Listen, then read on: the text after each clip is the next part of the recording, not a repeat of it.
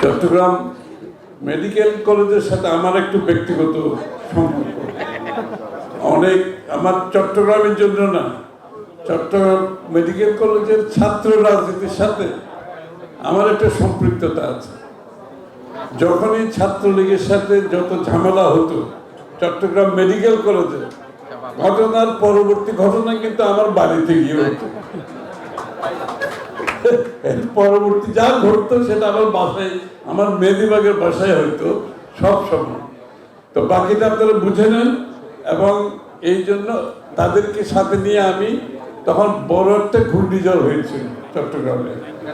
এই চট্টগ্রাম মেডিকেল কলেজে আমাদের ছাত্রদলের ছেলেদের নিয়ে আমি কিন্তু সেই ঘূর্ণিঝড়ের যে ত্রাণ বিতরণের কাজটা 91-তে সব সফলভাবে আমরা পরিচালনা করেছিলাম। তাছাড়া চট্টগ্রাম মেডিকেল কলেজের উন্নয়নের প্রশ্নে যখন যেখানে আমার কাছে যতবার আসছে, আমি চেষ্টা করেছি চট্টগ্রাম মেডিকেল কলেজের উন্নয়নের আমার পক্ষ থেকে যতটুকু সম্ভব। স্বাস্থ্যমন্ত্রী না হয়েও আমার মনে হয় কিছু কিছু কাজ করতে আমি সক্ষম হয়েছি চট্টগ্রাম মেডিকেল কলেজের জন্য। আগামীতে ইনশাআল্লাহ যদি সুযোগ থাকে, আমরা চট্টগ্রাম মেডিকেল কলেজে চট্টগ্রামের স্বাস্থ্য ব্যবস্থায় বড় ধরনের একটা পরিবর্তন আনার চেষ্টা করব ইনশাআল্লাহ। এবং আপনাদের সহযোগিতা প্রয়োজন সেখানে।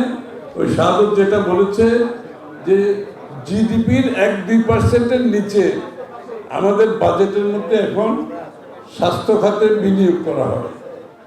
আউট অফ পকেট এক্সপেন্ডিচার বাংলাদেশের মানুষের আফগানিস্তানের চেয়েও বেশি।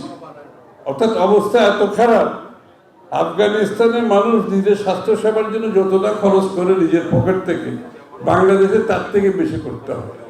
এই যে উন্নয়নের কথা বলি, স্বাস্থ্য সেবা শিক্ষা ব্যতীত উন্নয়নের ভবিষ্যতের দিকে যাওয়ার কোনো সুযোগ নাই। আমাদের যে ডেমোগ্রাফিক ডিভিডেন্ড, নতুন প্রজন্মকে আমরা যদি এটা সম্পদে পরিণত করতে হয়, স্বাস্থ্যসেবা অত্যন্ত গুরুত্বপূর্ণ। এই জন্য আমরা আমাদের 31 দফা সংস্কার প্রস্তাবে জিডিপির 5% বরাদ্দের কথা বলেছি, যেটা এখন 1%। এবং এটা অনেক বড় অঙ্ক, কিন্তু অনেক বিশাল অঙ্ক। এবং এটা বাংলাদেশের ইতিহাসে আগামী দিনে স্বাস্থ্যসেবার খাতে বড় ধরনের একটা রেগুলেশন তৈরি করবে। আপনাদের সহযোগিতা লাগবে, সকলে মিলে কাজ করতে হবে। আগামী দিনে সরকার গঠন করতে পারলে দেবের ভূমিকা, সত্যিকার অর্থে ভূমিকা অত্যন্ত গুরুত্বপূর্ণ। বিগত দিনের মধ্যে গতানুগতিক রাজনীতি করলে চলবে না। আমি একটা কথা প্রত্যেক দিন বলি, শেখ হাসিনা পালিয়ে যাওয়ার পরে বাংলাদেশের মানুষের মনোজগতে বড় পরিবর্তন আসছে, সেটা বুঝতে হবে, ধারণ করতে হবে।